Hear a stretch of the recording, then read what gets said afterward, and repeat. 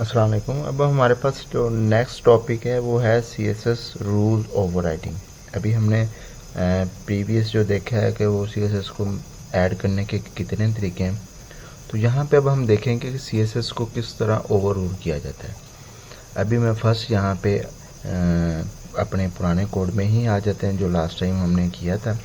यहाँ पे देखें हमारे पास ये इनलाइन क्लास है। ये इसको अगर हम देखें तो फर्स्ट प्रायोरिटी पे मैंने आपको बताया था कि जो कि मैं रिकमेंड नहीं करता कि यहाँ पे हम कोई भी क्लास ऐड करें।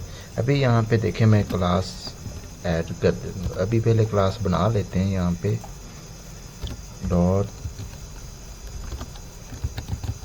हेडिंग डैश स्टाइल के नाम से मैंने क्लास बनाई है।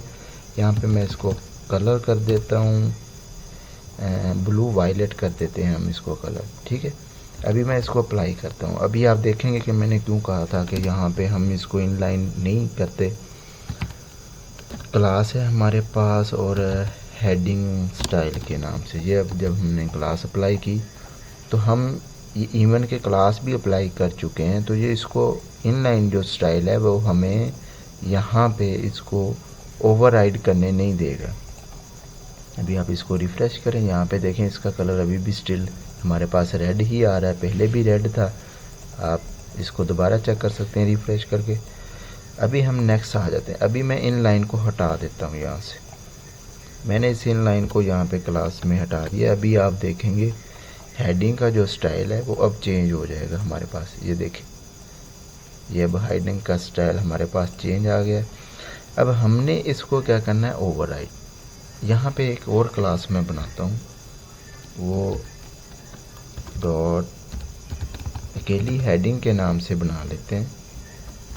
ठीक है, और यहाँ पे मैं कलर उसको देता हूँ एक्वा दे लेते हैं हम, और साथ में हम बॉर्डर भी अप्लाई कर देते हैं। बॉर्डर इसके अंदर हम अप्लाई नहीं करेंगे। अभी आप इसको देखें, यहाँ पे हेडिंग मैंने एक बना दी है। अभी हम इसको शामिल करने जा रहे हैं। अभी ये देखें हेडिंग मैंने अप्लाई, तो हमारे पास जो पहला जो स्टाइल है अब ये नहीं आएगा। इसको रिफ़्रेश करें तो देखें ये हमारे पास जो कलर है वो चेंज हो चुका है, ओवरराइड हो चुका है। हालांकि क्लास तो हमने ये भी लगाई हुई है जिसके पास हमारा ये वाला कलर है और एक ये कलर है। तो हुआ क्या कि हमने ये पहले क्लास लिखी है, ये बाद में, अब बाद में भी आने वाली वही प्रॉपर्टी है जो पहले वाली में थी, तो उसने उस चीज़ को ओवरराइड कर दिया। अब यहाँ पे इसका मतलब ये नहीं कि ये क्लास ख़त्म हो चुकी है, इसकी सिर्फ जस्ट ये प्रॉपर्टी हमारे पास जो है ओवरराइड हुई। यहाँ पे एक हम प्रॉपर्टी और भी ऐड कर लेते हैं। हम कह देते हैं कि बॉर्डर है हमारे पास बॉटम में, वो 2 पिक्सल सॉलिड है हमारे पास और ब्लू कलर का है। ठीक है, हमने 3 चीज़ें इकट्ठी पास कर दी। उसका हमने साइज़ भी, उसको हमने ये भी बता दिया कि वो सॉलिड है और उसका कलर भी। अब ये देखें कलर तो हमारे पास ओवरराइड हो जाएगा इस क्लास का, लेकिन ये जो बॉर्डर है ये हमारे पास ओवरराइड नहीं होगा, ये वैसे ही हमारे पास आएगा। आप इसको रिफ़्रेश करके देखें, ये देखें कलर उसने सेकंड क्लास का लिया है और बॉर्डर उसने पहली क्लास का। तो इसका मतलब ये है कि जब भी ओवरराइड की क्लास अप्लाई होती है तो वो सेम जो प्रॉपर्टी होती है सिर्फ वो ओवरराइड होती है, बाकी नहीं। तो अभी मैं आपको इंस्पेक्ट करके भी दिखा देता हूँ। यहाँ पे आप क्लिक करके इंस्पेक्ट एलिमेंट देखें तो यहाँ पे आपके पास पहले सबसे पहले हेडिंग का कोड आ रहा है। ये देखिए इस जगह पे, ये यहाँ पे जिसको मैं हाईलाइट कर रहा हूँ, ये देखें कलर है एक्वा और दूसरी हमारी जो क्लास अप्लाई हो रही है वो हेडिंग स्टाइल के नाम से। अब ओवरराइड होने की वजह से ये क्लास अप्लाई नहीं हो रही कलर, ये देखिए उसने खुद ब खुद हाइड कर दी, लेकिन उसका जो बॉर्डर है वो अप्लाई यहाँ पे हो रहा है। ये हमारे पास ओवरराइड का असूल होता है कि हमने किस तरह ओवरराइड करना है। इसकी आप प्रायोरिटी देख रहे हैं, रूल कौन से हैं ओवरराइडिंग के। पहला रूल ये है कि inline have the highest priority. अगर तो आपने इनलाइन यहाँ पे की हुई है CSS तो वो प्रायोरिटी इनलाइन CSS को देगा, ना कि क्लास या ID को देगा। ठीक है, तो ये हमने ऑलरेडी पहले करके भी देख लिया है। स्टाइल था हमारे पास तो उसने जो हमने क्लास लगाई उसको उसने अप्लाई नहीं किया।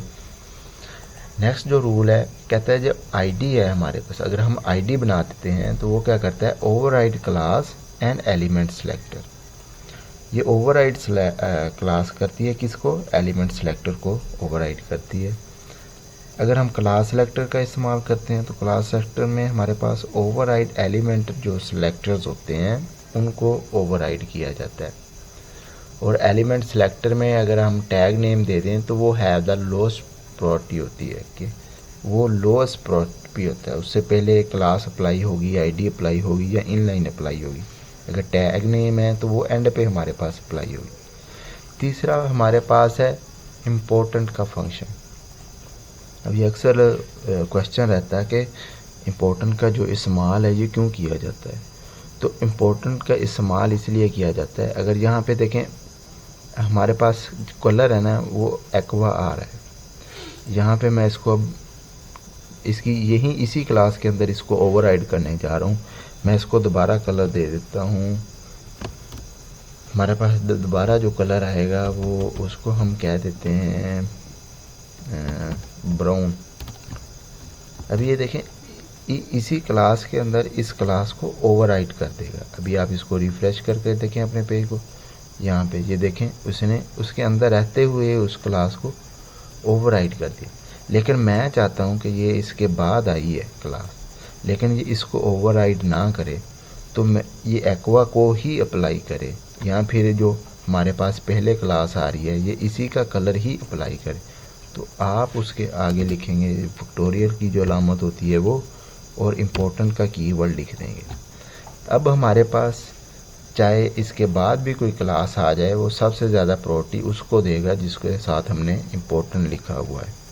अभी इसको रिफ़्रेश करके देखें तो यहाँ पे देखने उसने वही कलर लिया जिसके साथ हमने इम्पोर्टेंट लिखा हुआ। अभी देखा जाए तो यहाँ पे भी हम उसको ओवरराइड कर रहे हैं, पहले ये ओवरराइड किया और उसी के अंदर जाके फिर दोबारा ओवरराइड कर दिया उसी क्लास के अंदर।